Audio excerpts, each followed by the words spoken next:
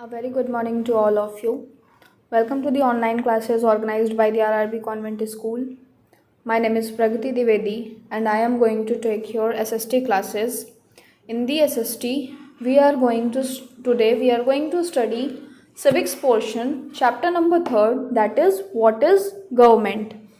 Okay, so in this chapter we will study that what is government, what roles the government plays, and what are the rules and regulations of the laws of the governments. Okay, so let's start the chapter. You must have heard the word government mentioned several times. आपने बहुत बार government word को हर जगह पे mention होते सुना होगा. In this chapter you will learn about a government is.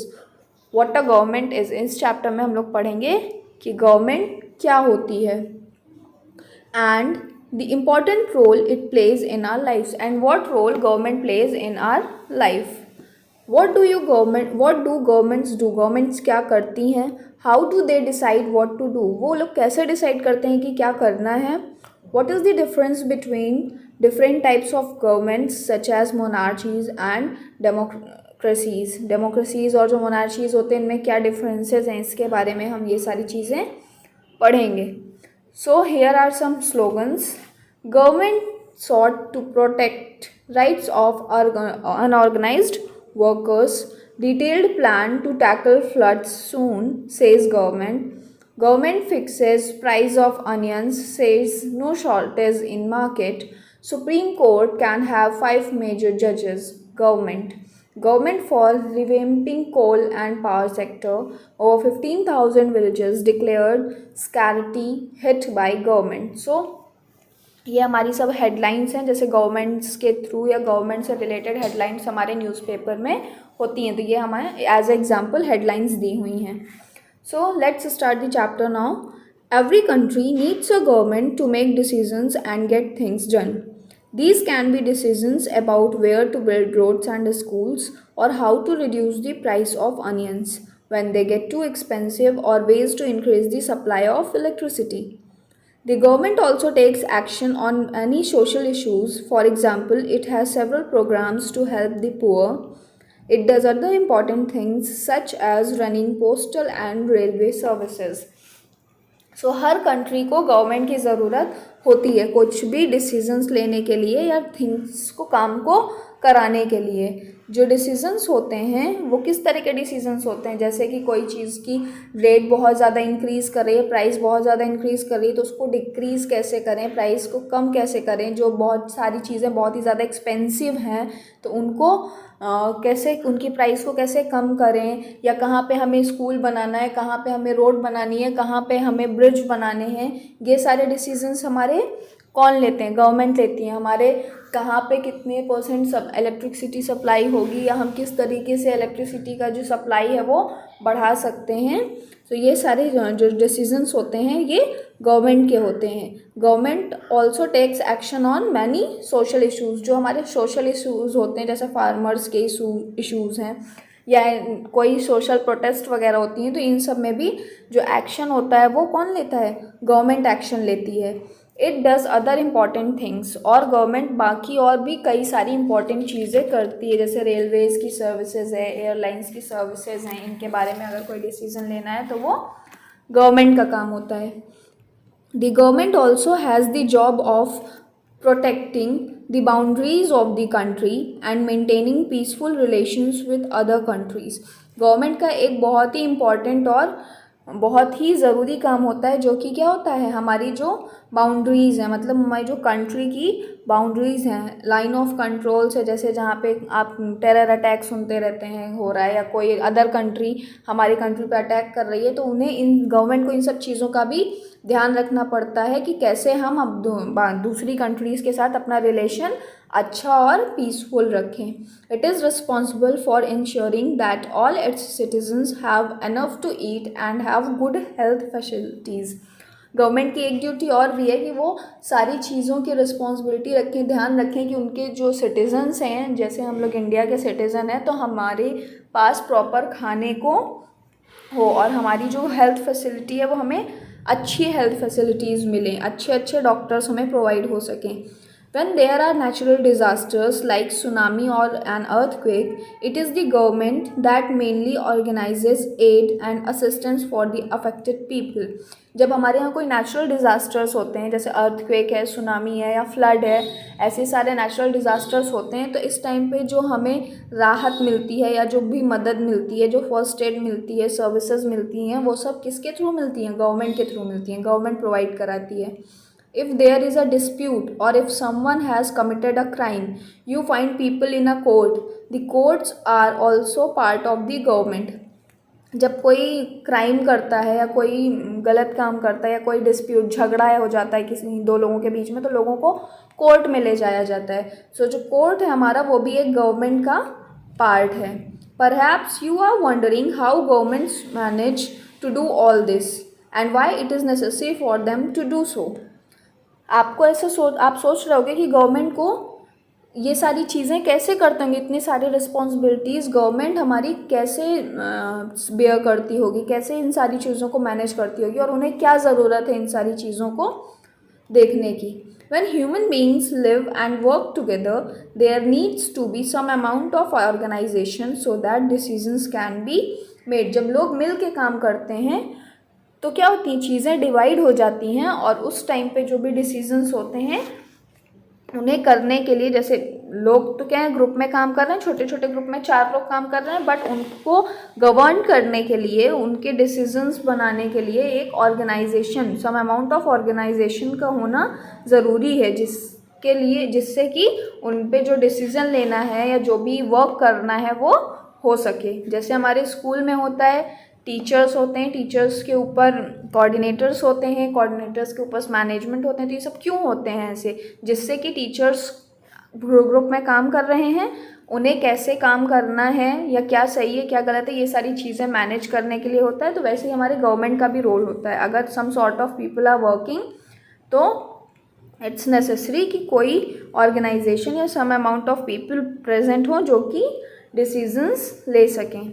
Some rules have to be made that apply to everyone. कुछ rules का होना ज़रूरी है जो कि हर इंसान के लिए एप्लीकेबल हो, हर इंसान पे एप्लीकेबल हो, अप्लाई हो. For example, there is a need to control resources.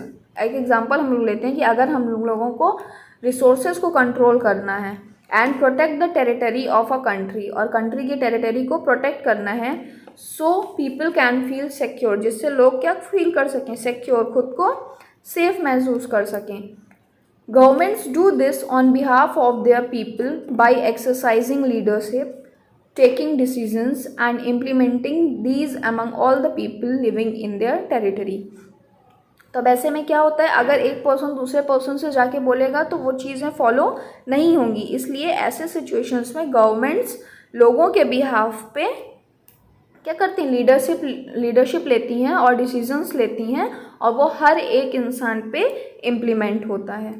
Levels of government. अब गवर्नमेंट्स के कौन कौन से लेवल होते हैं.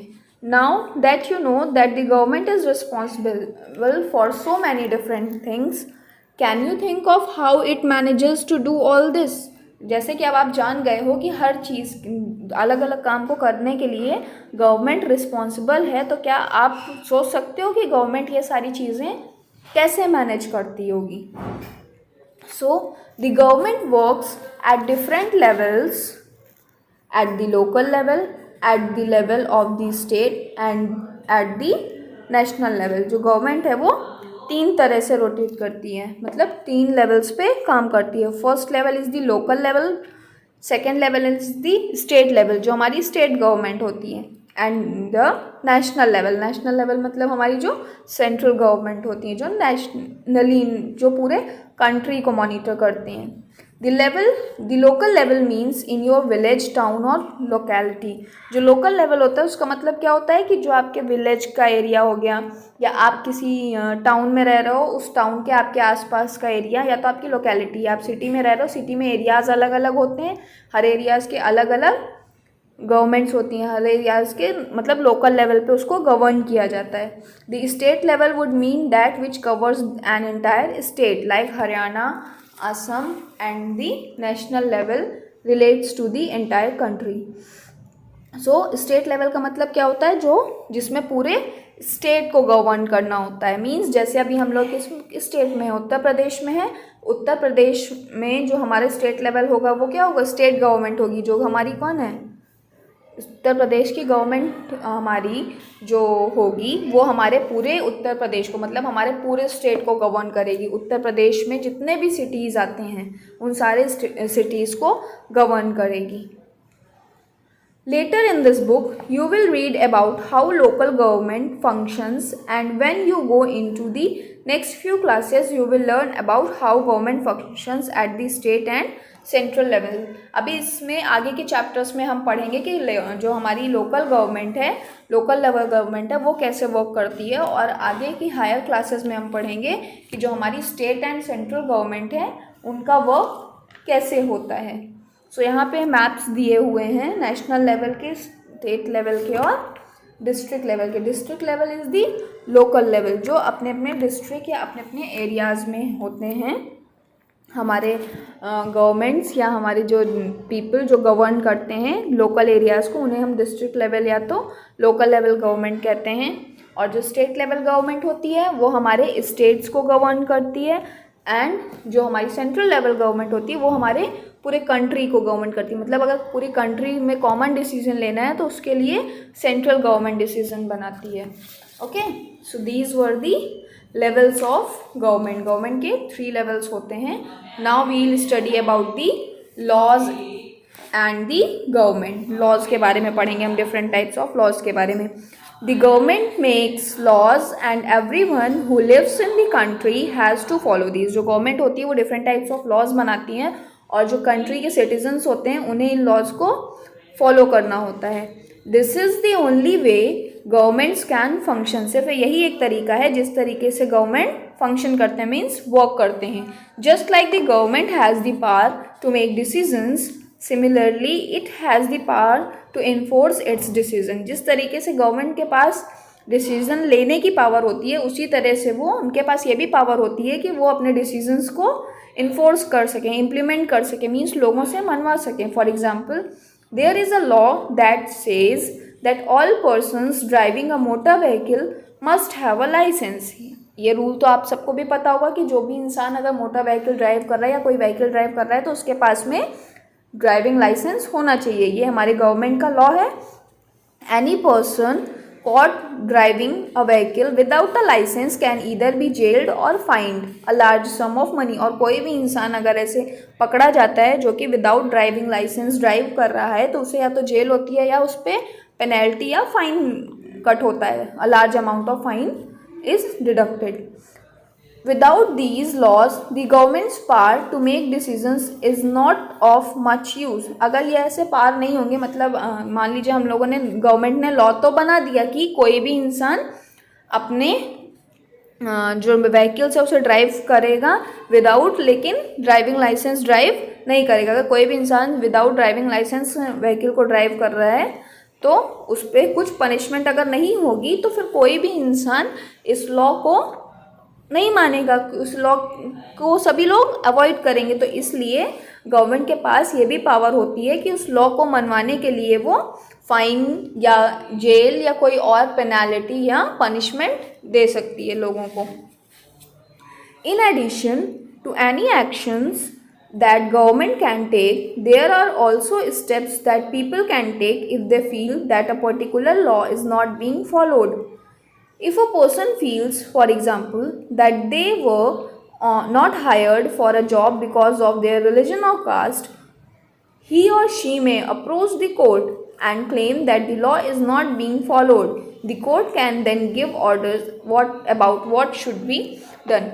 इसके साथ में जिस तरह से गवर्नमेंट के पास पावर होती है कि वो लॉज बनाएं और लोग उसे फॉलो करें, उनको फॉलो करवाने के लिए वो डिफरेंट टाइप्स ऑफ उनके पास इन्फोर्समेंट होते हैं, उसी तरीके से अगर किसी पर्सन को दिख रहा है कि कहीं पे जो लॉ है वो फॉलो नहीं हो रहे हैं तो पर्सन के पास भी पूरा राइट है कि वो उस पर आवाज़ उठा सकता है। अगर किसी पर्सन को फील होता है कि वो कहीं जॉब के लिए अप्लाई किया है लेकिन उसको सिर्फ इस वजह से जॉब नहीं मिल रही है क्योंकि उसका रिलीजन और कास्ट अलग है, उसके मतलब रिलीजन और कास्ट की वजह से सिर्फ उसको जॉब नहीं मिली, तो ये वो इस चीज़ के लिए कोर्ट में अप्लाई कर सकता है। कोर्ट में बोल सकता है, जाके क्लेम कर सकता है, और फिर कोर्ट उस फर्म को या कंपनी को ऑर्डर देगी कि उसे क्या करना है।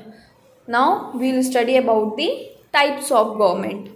Who gives the government this power to make decisions and enforce laws.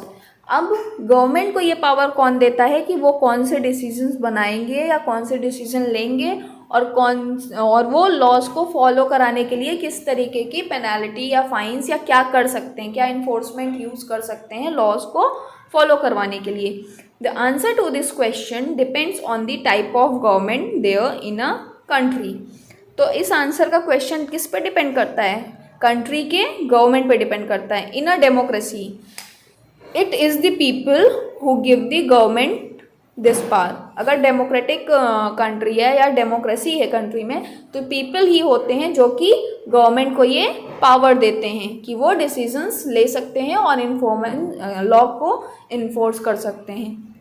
They do this through elections in which they vote for particular persons and elect them. और जो पीपल होते हैं वो ये पावर देने कैसे देते हैं? वोट्स के थ्रू। जब इलेक्शंस होते हैं तो वहाँ पे वो अपने उनको जो भी क्या कहते हैं गवर्नमेंट होती है, जिस भी गवर्नमेंट को वो पसंद करते हैं, जिस भी पॉलिटिशियन को वो चाहते हैं, उसे वो जाके वोट देते हैं, और जो जिसके पास नंबर ऑफ वोट्स ज़्यादा होते हैं वो इलेक्ट हो जाता है एज अ गवर्नमेंट और as a politician. Once elected these persons form the government. जैसे ही एक बार ये लोग इलेक्ट हो जाते हैं, चूज हो जाते हैं, ये पर्सनस क्या बनाते हैं? गवर्नमेंट फॉर्म हो जाती है एक। In a democracy the government has to explain its action and defend its decision to people. Democracy में क्या होता है कि जो गवर्नमेंट होती है उसे अपने एक्शंस को एक्सप्लेन करना होता है कि उन्होंने कोई एक्शन लिया तो क्यों लिया, और अपने डिसीजंस को डिफेंड भी करना होता है पीपल के सामने। Another form of government is monarchy. जो अनदर फॉर्म है गवर्नमेंट की वो है monarchy.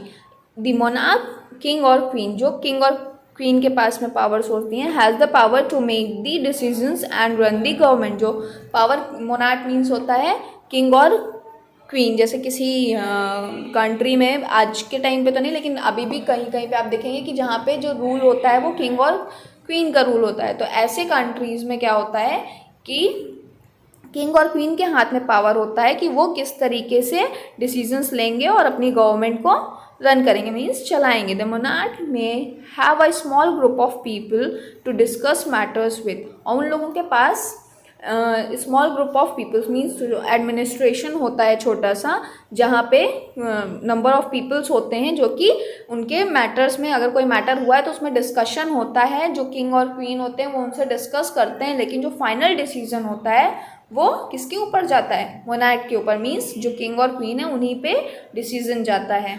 Unlike in democracy, Kings and queen's do not have to explain their actions or defend the decisions they take.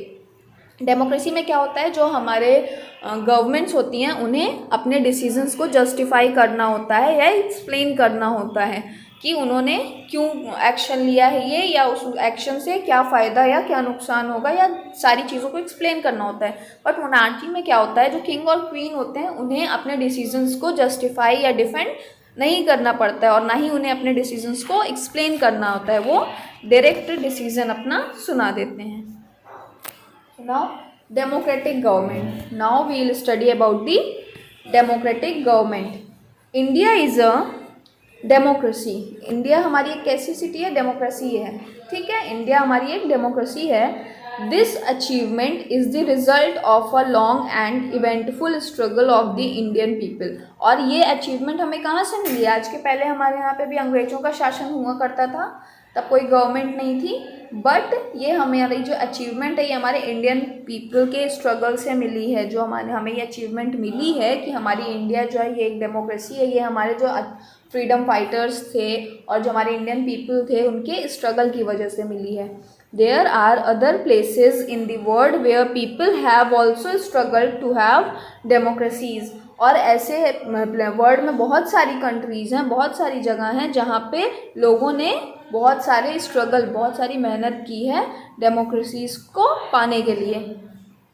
You now know that the main feature of a democracy is that the people have the power to elect their leaders. अब आपको पता है कि democracy के main feature क्या होता है. Democracy की सबसे मेन जो फीचर है वो क्या है कि जो पीपल होते हैं डेमोक्रेटिक कंट्री के, उन्हें उनके पास पावर होती है कि वो अपने जो पॉलिटिशियन है, अपना नेता जो है, अपने लीडर्स को वो इलेक्ट कर सकते हैं, मीन्स जिता सकते हैं या एज अ गवर्नमेंट उन्हें देख सकते हैं.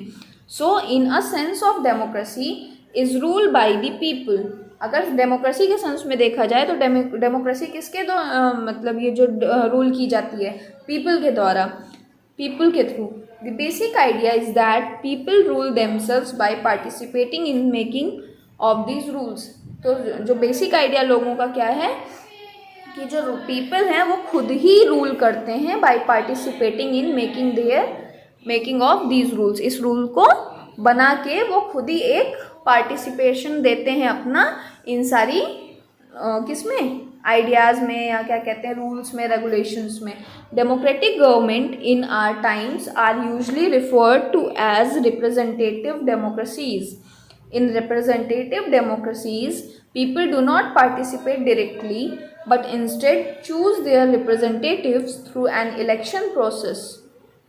डेमोक्रेटिक गवर्नमेंट्स हमारे टाइम में क्या हुआ करती हैं कि हुआ करती हैं कि वो कैसे तरह से रिफ़र की गई हैं एज रिप्रेजेंटेटिव डेमोक्रेसीज. मतलब कि हम खुद ना खड़े होके इलेक्शन में अपने मनपसंद, मतलब हम किसे रिप्रेजेंट करना चाहते हैं. जैसे हमारे फेवरेट बहुत जो लीडर हैं वो है नरेंद्र मोदी, तो हम अपने तरफ से एज अ रिप्रेजेंटेटिव किसे इलेक्ट करना चाहेंगे उसमें वोटिंग के लिए, नरेंद्र मोदी को. सो इसी तरीके से जितने भी लोग हैं उनके अपने अपने पसंदीदा लीडर हैं, वो उन्हें एज अ रिप्रेजेंटेटिव चूज़ करते हैं इलेक्शन प्रोसेस में. These representatives meet and make decisions for the entire population.